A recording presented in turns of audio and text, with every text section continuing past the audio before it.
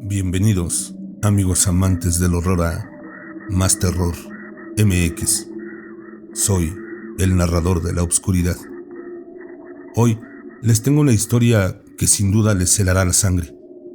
Una historia que ocurrió en lo más profundo y oscuro de Ámsterdam, abajo, en las tenebrosas y antiguas alcantarillas de la ciudad. Es la historia de un hombre que creía no temer a nada, que se enfrentaba sin miedo a lo desconocido. Un hombre llamado Henke, que se adentraría en lo más recóndito de esos túneles sin imaginar el terror y el horror que encontraría escondido en sus entrañas. Algo tan aterrador que, incluso, a un hombre valiente como él, le haría perder la cordura. Algo que le atormentaría hasta conducirlo a una muerte terrible. Así que prepárense, amigos, porque lo que están a punto de escuchar fue capaz de quebrar al más intrépido. Una historia que erizará todos los vellos de tu cuerpo. ¿Te atreves a escuchar hasta el final? ¿O acaso tienes miedo? Siempre mejor con los audífonos puestos. Una vez conocí a un hombre que no temía a nada. Ninguna monstruosidad, hecha por el hombre o ficticia, podía doblegar su espíritu. Y la mera mención de la palabra sobrenatural le arrancaba una carcajada de lo más cínica. Esta valentía era, a la vez, su mayor fuerza y su más profunda debilidad, pues la ignorancia y la imprudencia pueden confundirse a menudo con un profundo y temerario sentido del valor. Aprendería los límites de su valentía en aquellos opresivos túneles, bajo las calles de Ámsterdam. Se llamaba Henke, debido principalmente a su ascendencia finlandesa por parte de su padre, y aunque sus padres habían fallecido a una edad temprana, estaba claro que creía que sus valerosas convicciones podían atribuírsele al carácter de su padre. Había conocido a Henke 4 años antes, mientras viajaba con unos amigos en un rito de paso bastante común: viajar de mochilero por Europa durante unas vacaciones universitarias.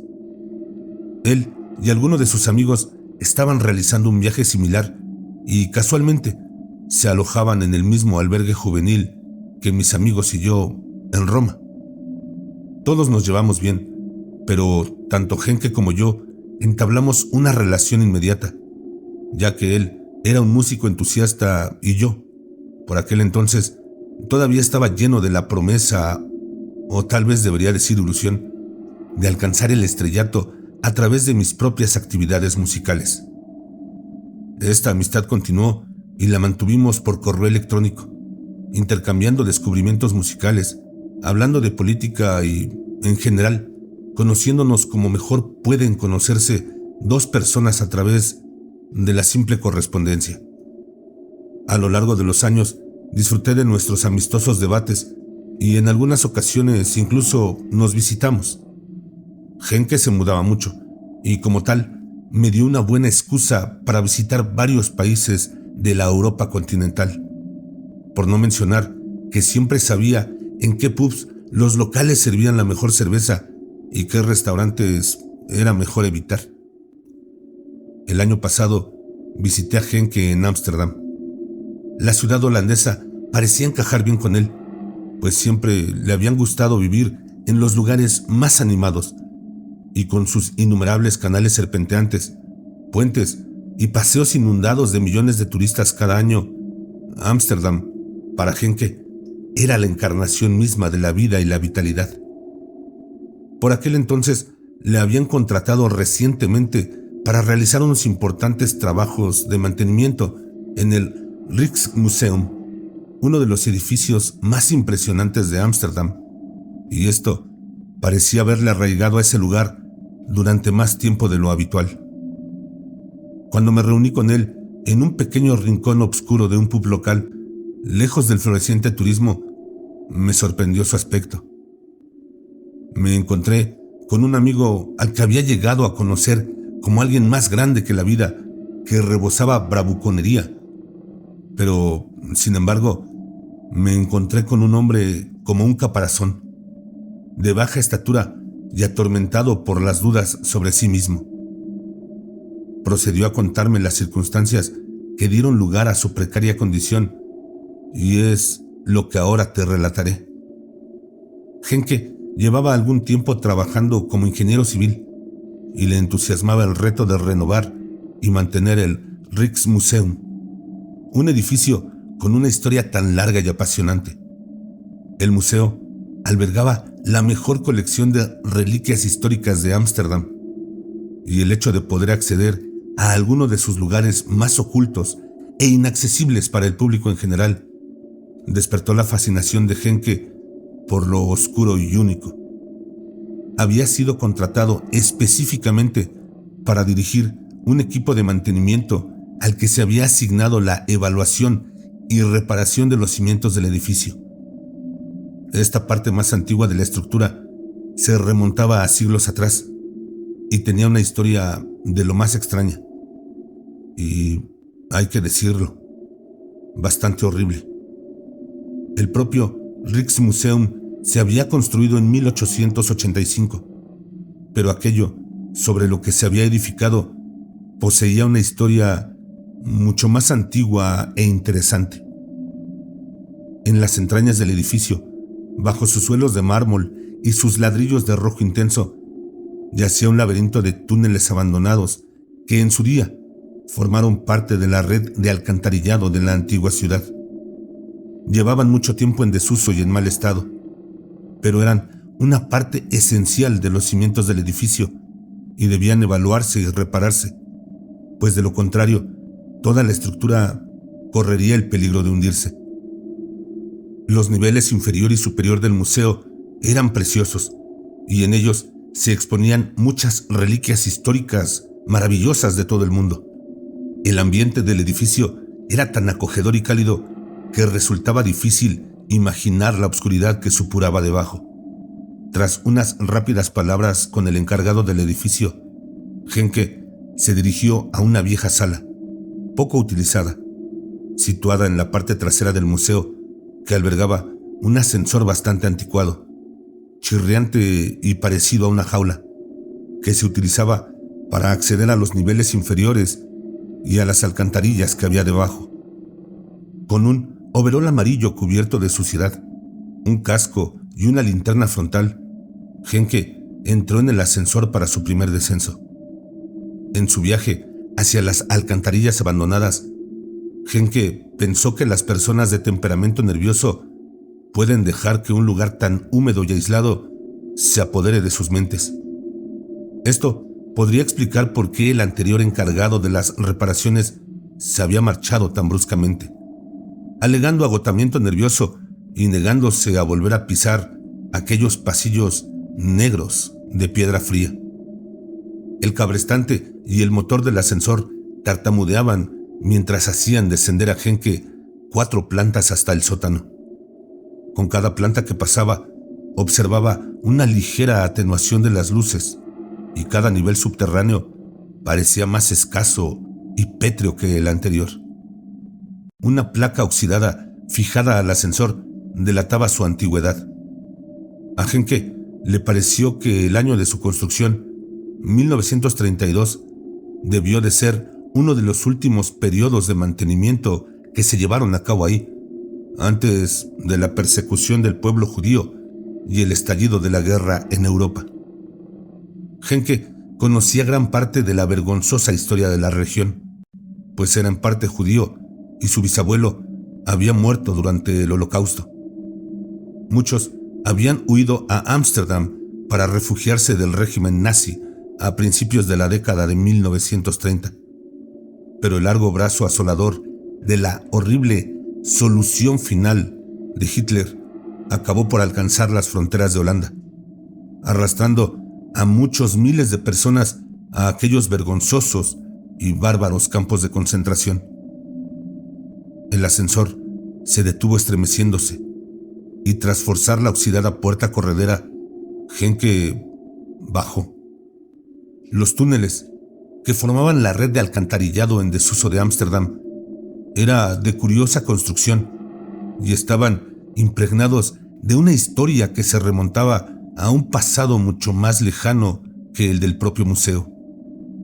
Tras hablar con sus jefes, le habían dicho específicamente a Henke que prestara atención a los conocimientos de los equipos de evaluación y reparación sobre el trazado del túnel, ya que el lugar podría ser desorientador y, como el sistema de iluminación necesario para alumbrar los trabajos de reparación aún no se había instalado del todo, le resultaría muy fácil perderse.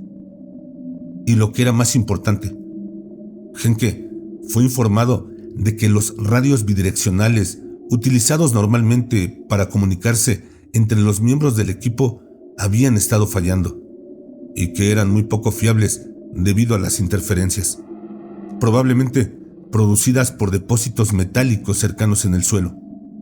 Esto significaba que la comunicación entre los miembros de su equipo tendría que realizarse verbalmente o utilizando la luz de sus linternas para transmitir mensajes sencillos mediante código Morse. Esto resultaba especialmente útil en los túneles más largos. En cualquier caso, Henke se dio cuenta de que las catacumbas eran lugares aislados y solitarios. Había que tener cuidado. Henke fue recibido por Jones, su segundo al mando. Jones era un tipo bastante corpulento y de naturaleza humorística. Informó a Henke de los progresos que estaba realizando su nuevo equipo y le comunicó que la cartografía y la evaluación inicial de los túneles había ido bien. En total, había 16 cuadrillas de 4 hombres, a cada una de las cuales se les asignaría una sección de las alcantarillas para reparar. Henke supervisaría a 2 de las cuadrillas que estaban trabajando en uno de los túneles más aislados. Tras caminar durante 15 minutos, Henke llegó a la zona que sería su lugar de trabajo durante los próximos meses. A lo lejos se oía el sonido de perforaciones ocasionales, mientras los obreros seguían instalando el sistema de iluminación que aún no funcionaba. Como los hombres de Henke trabajarían más alejados de las demás cuadrillas, parecía lógico, aunque no deseable, que fueran los últimos en instalar el sistema de iluminación. Cada pasadizo parecía tener una forma extraña, sin que hubiera 2 túneles iguales. De hecho, toda esta sección de la cloaca era tan anticuada que se había construido mucho antes de que la planificación cuidadosa de tales construcciones se hubiera convertido en algo habitual. Un túnel se arqueaba hacia adelante varios cientos de metros en un extraño semicírculo, mientras que otros lo dividían en ángulos rectos, continuando en una regimentada línea recta hacia la oscuridad. Henke incluso encontró un pasadizo que parecía sumergirse y elevarse para luego deslizarse en forma de S antinatural. Algunos túneles parecían no tener fin. Otros se detenían bruscamente, como si los constructores originales no hubieran podido terminar su trabajo y se hubieran marchado a toda prisa. Jones intentó mantener una conversación ligera y, con su experiencia de caminar por los túneles durante los últimos 2 meses, Henke se alegró de tener un guía que le mostrara el camino. En un gran nicho esperaban 4 miembros del equipo de Henke. Trabajarían en esta sección de los túneles durante el día, mientras que el otro turno tomaría el relevo más tarde, trabajando durante toda la noche. Jones presentó a cada uno de ellos. Parecían bastante simpáticos, pero Henke se sorprendió al ver que los hombres estaban en gran parte sumidos en el silencio. Según su experiencia, normalmente abundaba el humor que los equipos de reparación utilizaban para romper la monotonía de trabajar en condiciones tan estrechas y repetitivas. Sin embargo, aquí no pronunciaban ni una sola palabra, sentados en silencio en aquella imponente alcoba, alejados de cualquier consideración de camaradería o compañerismo. La única deducción de que no eran una colección de estatuas subterráneas, era el movimiento ocasional de sus lámparas frontales que alteraba las sombras a su alrededor. Parecían totalmente desconectados, no solo entre sí, sino del propio entorno en el que trabajaban. Henke dejó a un lado este sentimiento de malestar y se dedicó a cultivar la conversación. Si aquellos hombres estaban enfadados o incómodos entre sí, Henke no tardaría en olvidarlo. Una mano de obra feliz es una mano de obra productiva. Lo primero que había hecho era inspeccionar esta sección de túneles y decidir qué reparaciones eran más urgentes. Ya se habían hecho evaluaciones preliminares, pero a Henke le gustaba evaluar desde el principio cualquier proyecto de reparación en el que participara. Henke recorrió las catacumbas con su equipo y se dio cuenta enseguida de que aún estaban nerviosos, que parecían asustados de un modo casi infantil. Ninguna pregunta, casual o no, podía suscitar más que respuestas entrecortadas de una sola palabra. Mientras recorrían los numerosos túneles, iluminando el camino con las pequeñas antorchas que llevaban en los cascos de seguridad y tomando notas sobre las paredes que fallaban, los daños causados por el agua y las estimaciones sobre el posible tiempo de reparación, Henke presionó a los hombres sobre su evidente sensación de miedo, preguntándoles por qué una tripulación tan experimentada, que sin duda había trabajado antes en muchos túneles, se mostraba tan aprensiva ante unos simples ladrillos y cemento. Evitaron las preguntas, mirándose nerviosos unos a otros y cambiando el tema de conversación con un letargo monótono cada vez que se desviaban hacia sus experiencias en las viejas alcantarillas, o hacia lo poco ceremoniosa salida del trabajo de su anterior jefe. Henke empezó a darse cuenta de que la torpeza verbal y física de los hombres no era el resultado de tensiones entre los trabajadores, sino más bien de una profunda y preocupante aprensión de la que no sabía. Lo que estaba claro era que su equipo parecía estar contando los minutos que faltaban para que terminara su turno, cuando por fin podrían salir de la oscuridad a la seguridad del mundo de arriba. Mientras el haz de luz de su linterna frontal se deslizaba sobre los húmedos y desmoronados ladrillos de los túneles, Henke volvió a admitir que a algunos les resultaría inquietante un entorno así, pero no a él. Fuera lo que fuese lo que había causado tal inquietud y desasosiego entre los hombres que trabajaban ahí abajo, seguramente se trataba de un simple caso de superstición ociosa, de travesuras y de la carga psicológica bastante comprensible de trabajar en una parte del mundo obscura, estrecha y olvidada. Incluso Jones, que durante la mayor parte de las catacumbas se había mostrado jovial y hablador, adoptó ahora la misma expresión hosca y la misma seriedad que los demás. Los pasadizos serpenteaban y serpenteaban por el suelo. Largas trayectorias firmes, interrumpidas de forma intermitente y abrupta por bruscas esquinas ciegas que dificultaban a Henke identificar exactamente dónde se encontraban.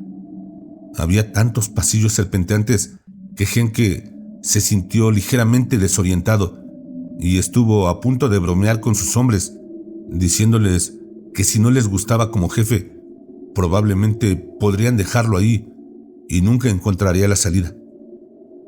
Pero sus hombres ya no estaban con él. Estaba de pie en la boca de un túnel, y mientras él seguía hablando, intentando llenar los difíciles silencios, sus hombres se habían detenido en el mismo cruce. Permanecieron inmóviles unos 6 metros por detrás, mirando fijamente a Henke con expresiones inexpresivas, a veces delatadas por el más leve destello de una emoción muy real y apasionante, una mirada de terror reprimido. Cuando Henke les preguntó por qué no le seguían, le susurraron que donde ellos estaban era donde había que hacer las últimas reparaciones. Sacando un mapa y examinándolo atentamente a la luz de su linterna frontal, Henke supuso que debía de haberse adentrado en la parte más remota de la red del alcantarillado, en la parte posterior de las catacumbas, y que, aunque los túneles continuaban en la premonitoria lejanía, esto debía de marcar el límite de los cimientos del Rijksmuseum. Lo que le confundía era que el lugar donde se encontraba había sido marcado para su reparación. Se encontraba en la entrada de lo que parecía un túnel bastante inocuo, pero en la pared próxima a la abertura, Henke pudo ver claramente que alguien había colocado ahí una placa identificativa, marcándolo para su reparación. Decía: Túnel 72F, daños por agua y ladrillos deteriorados. Tras volver a comprobar su mapa, Henke tuvo claro que el túnel 72F seguía bajo los cimientos del Rijksmuseum y que había que evaluarlo y repararlo. Pero cuando se lo comunicó a sus hombres, estos se limitaron a informarle que hasta ahí llegarían. La ira empezó a apoderarse de él, acompañada de la frustración por el hecho de que el equipo que se suponía que debía supervisar estuviera siendo tan difícil. Pero ni siquiera alzar la voz y exigirles que se dirigieran al túnel pareció conmoverlos. Justo cuando las cosas se caldearon y Henke empezó a exigir que los hombres hicieran lo que él decía, Jones intervino. Llevamos 2 meses trabajando aquí abajo. Tienes una tripulación buena, trabajadora y con talento. Harán exactamente lo que les pidas, cuando se los pidas. Pero tendrás que aceptar que para ellos, y para mí, nuestro trabajo termina en este cruce, y que ninguno de nosotros se acercará al túnel 72F. Quieras creerlo o no, hay algo ahí adentro.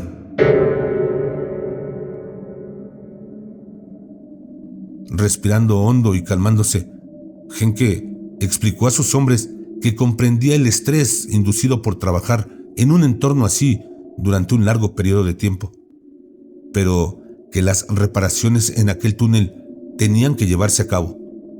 Hablaría de ello con ellos más tarde, pero de momento realizaría la inspección él mismo. Cuando Henke cruzó el umbral y se adentró en el túnel aparentemente prohibido, Jones y los demás hombres protestaron con vehemencia, pidiendo a gritos a Henke que abandonara el pasadizo inmediatamente. Pero este lo consideró una insensatez. No iba a dejarse influir por tonterías supersticiosas sin fundamento. No había nada que temer en ese túnel. Y una vez más, Henke demostraría a los demás que no debían tener tanto miedo, dando un paso al frente, siendo un hombre y avanzando hacia lugares que otros, de naturaleza más tímida, temen pisar. Era un motivo de orgullo para Henke. Creía en ser siempre audaz. Aunque, a primera vista, el túnel parecía bastante común en su construcción, a medida que Henke se adentraba en la oscuridad, era evidente que no se parecía a ninguna cloaca que hubiese visto antes. El terreno era irregular. El suelo se hundía y se elevaba como en otros túneles. Pero lo peculiar era lo fracturada que se sentía la superficie bajo sus pies. El suelo estaba cubierto por un agua espesa, casi aceitosa, que en algunos lugares le llegaba hasta las rodillas. Avanzó lentamente por el agua estancada, no porque tuviera miedo, sino simplemente para asegurarse de que pisaba bien. Una cosa era evidente. Por mucho tiempo que el agua hubiera permanecido ahí, era suficiente para supurar y producir un hedor desagradable y putrefacto. Las paredes eran de una composición diferente, mucho más antigua que la mayoría de los ladrillos que había visto en las cloacas de otros lugares. Fuera cual fuera el metal utilizado, tenía cientos de años y era evidente que se estaba deteriorando, con largas grietas penetrantes que marcaban la superficie de las paredes y el techo, cada vez más inestables. La luz de la linterna frontal de Henke era suficiente para iluminar gran parte del túnel. Pero cuando se aventuró más hacia lo que creía que era un callejón sin salida, se dio cuenta de que el pasadizo se estrechaba y que el propio túnel no se detenía ahí, sino que se estrechaba ligeramente antes de curvarse bruscamente hacia una esquina ciega. Henke calculó que se había adentrado unos 30 metros en la cloaca, y aunque su curiosidad por lo que podía haber más allá de aquella esquina le instaba a seguir adelante, creía que ya había dejado claro su punto de vista a sus hombres y que ahora les pediría que abandonaran sus temores y entraran en el túnel con él. Desenfundó la radio de mano negra que todos los trabajadores habían recibido de su parte y empezó a pedir a Jones y a los demás que se reunieran con él en la esquina del túnel. Nadie respondió y solo se oyó un zumbido en el altavoz de la radio. Por supuesto, Henke recordaba ahora que le habían advertido de lo poco fiables que podrían ser los radios. Pero justo cuando estaba a punto de volverse y gritar sus nombres, algo llamó su atención. En aquel viejo túnel no había más que agua estancada y él mismo. Pero empujando implacablemente contra la bravuconería y el talante seguro de sí mismo de Henke, estaba la rastrera realidad de que había algo al final del túnel. Oscurecido por la curva, Henke solo podía ver un atisbo de ello, pero era inconfundible. Un trozo de tela andrajosa asomaba por la esquina, y aunque la mente de Henke no estaba dispuesta a aceptarlo, la tela era obviamente parte de una manga que contenía un brazo. ¿De quién o de qué? No lo sabía. La incredulidad, la obstinación, puede ser un tónico eficaz incluso para las situaciones más horripilantes e increíbles. La fe de Henke en sí mismo y su largo historial de triunfos sobre la adversidad brotó de su interior, llenándole el pecho de orgullo, y con paso firme y seguro, Henke marchó hacia lo que fuera que hubiera detrás de aquella esquina. El aguanieve y el chapoteo del agua negra resonaron por todo el túnel mientras se dirigía hacia aquel giro ciego. La aprensión se convirtió ahora en tristeza y empatía, pues ahí de pie, temblando y despeinada, había una niña que no podía tener más de 13 años. Tenía la cara y las manos ennegrecidas por la mugre y la suciedad que ocultaban su cuerpo pálido y desnutrido. Solo llevaba una camisa rasgada que le colgaba holgadamente, con gran parte de su cuerpo expuesto al frío de aquel lugar húmedo y aislado.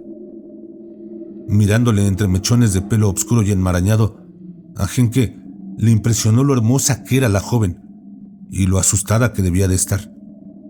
Al principio, creyó que de algún modo se había metido en las alcantarillas y se había perdido. Pero por más que le preguntaba, no respondía. Parecía asustada y nerviosa. Henke volvió a intentarlo con la radio, pero se encontró con la misma estática sin sentido.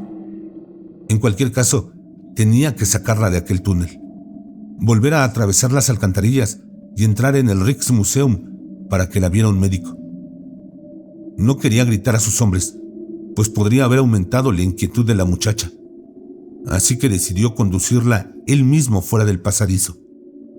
Mientras se acercaba, Henke habló suavemente a la muchacha, explicándole que la llevaría arriba, a un lugar seguro. Parecía aterrorizada de él, y esto hizo que Henke se sintiera incómodo, ya que se enorgullecía de ser alguien que haría cualquier cosa para proteger a los vulnerables, y en absoluto alguien a quien temer. No hizo ningún ruido, pero cuando Henke se acercó, levantó la mano, señalando con un dedo la luz de su casco.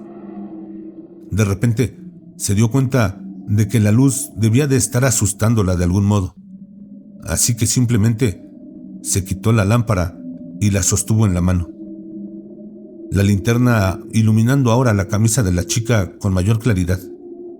El cambio de ángulo de la luz llamó la atención de Henke sobre algo inquietante. Prendida a la camisa había una estrella de tela amarilla. Le sorprendió, pues le resultaba totalmente familiar, pero su mente tardó un momento en captar el recuerdo. Era exactamente igual que las estrellas amarillas impuestas a las poblaciones judías durante su persecución, para que los no judíos y los miembros del régimen nazi pudieran identificarlos. La mente de Henke luchó contra las ramificaciones de semejante descubrimiento. Tras una pausa momentánea, volvió a mostrarse decidido, haciendo caso omiso de la estrella de tela y afirmándose a sí mismo que debía de sacar a esta pobre chica de tan horrible entorno. Una tremenda sensación de tristeza invadió a Henke a medida que se acercaba. La lámpara parpadeó inusualmente en su mano mientras miraba a la muchacha, con el rostro momentáneamente iluminado por la luz cambiante, mientras se preparaba para sacarla de las cloacas si era necesario. Esta compulsión a ser valiente y firme, incluso en los lugares más oscuros, fue sustituido ahora por algo que Henke nunca había sentido antes. Por su columna vertebral y desde la misma boca del estómago, le atenazó el miedo. Le invadió el terror, y un horror tan potente le hizo sentir ansioso, débil e inestable. Porque Henke no se había dado cuenta de algo tan sutil, aunque esencial para su situación. La muchacha no había dejado de señalarle mientras él se acercaba. Tenía el brazo estirado y el dedo extendido. Incluso la luz que ahora tenía en la mano parecía no importarle en absoluto. La comprensión le invadió como una plaga de pavo abyecto. La chica no estaba señalando a la luz, sino detrás de él.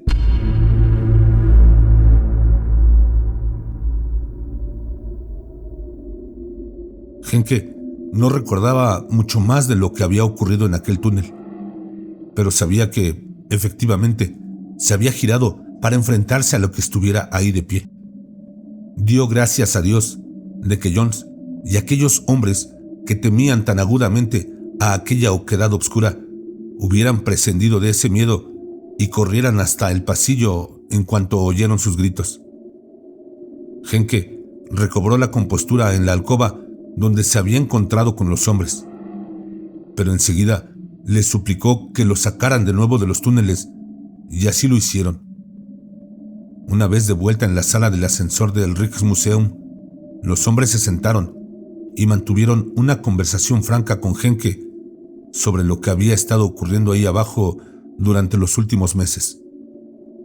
Jones explicó que el primer equipo de inspección que había encontrado ese pasadizo del alcantarillado concreto dimitió de su puesto tras pasar ahí una sola noche. Una semana después, uno de los compañeros que decidió quedarse se suicidó tras quejarse a todo el mundo de que oía susurros procedentes de aquel túnel mientras trabajaba cerca. Poco después, el anterior supervisor de Jones había visto a alguien en la boca del túnel 72F y le había seguido hasta el interior. Uno de los equipos de limpieza le encontró arrastrándose fuera de la alcantarilla sobre manos y rodillas, llorando histéricamente como un niño. Desde entonces estaba fuertemente medicado, pero nadie sabía exactamente lo que había visto ahí abajo. No quería hablar de ello, pero los hombres que lo recuperaron afirmaron que repetía una palabra, una y otra vez frenéticamente: nazi. Henke estaba hecho un manojo de nervios tras su experiencia y ordenó que nadie entrara en el túnel 72F. Siguió trabajando en las alcantarillas, día tras día en la oscuridad, pero le consumía la idea de que había visto algo tan espantoso que se había obligado a olvidar. Durante las semanas siguientes perdió peso y tuvo problemas para dormir, despertándose a menudo perturbado, empapado en un sudor frío, incapaz de recordar lo que había soñado. La sola idea de que el valiente Henke pudiera haberse reducido a eso, de que pudiera haberse afectado tan profundamente por algo que ni siquiera podía recordar en su totalidad, se cebaba en su orgullo y en su sentido de la propia valía. Primero, intentó combatir este sentimiento de impotencia aumentando su conocimiento de los túneles. El conocimiento, como suele decirse, es poder. Y Henke pensó que si sabía más sobre aquel lugar en la oscuridad, de algún modo le daría menos miedo. Leyó sobre su historia y aunque apenas le resultó útil, una leyenda local le tocó la fibra sensible. Se rumoreaba que durante la Segunda Guerra Mundial, varias familias judías se refugiaron en los túneles bajo el Rijksmuseum. Cuando 2 oficiales de las SS fueron informados de su paradero, entraron en los túneles con algunos voluntarios locales con la esperanza de detenerlos ahí y muy probablemente enviarlos a un campo de concentración. Los rumores decían que las familias tendieron una emboscada a los oficiales de la SS y a sus simpatizantes nazis. Los mataron y arrojaron los cadáveres en algún lugar de las alcantarillas. Esta fue la historia que me contó Henke. Era tan triste verle tan conmocionado y vulnerable. Un individuo fuerte y poderoso que nunca había mostrado ni siquiera un atisbo de temor por nada, verse reducido a un hombre disminuido que vivía de los nervios. Desgraciadamente, la historia no acaba ahí. A algunos hombres les atormenta tanto lo que han visto como lo que no pueden comprender. El ego puede ser una carga terrible para cualquiera. Una vez fracturado o dañado, los efectos duraderos pueden ser devastadores. Henke no podía desprenderse de su orgullo ni su deseo de volver a sentirse fuerte, entero. Nunca antes había tenido miedo de nada, y sin importar lo que hubiera en aquel túnel, por mucho que intentara disuadirle, estaba decidido a enfrentarse a ello y recuperar su autoestima. 3 días después, encontraron el cadáver de Henke en la boca del túnel 72F, metido en una vieja bolsa de lona.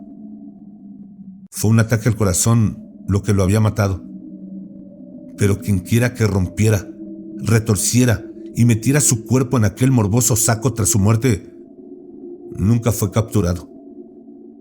Debo mencionar que el saco interesaba especialmente a la policía por si podía revelar algo sobre la muerte de Henke. Su origen fue localizado en Alemania, concretamente en el ejército, y no se había fabricado desde 1941.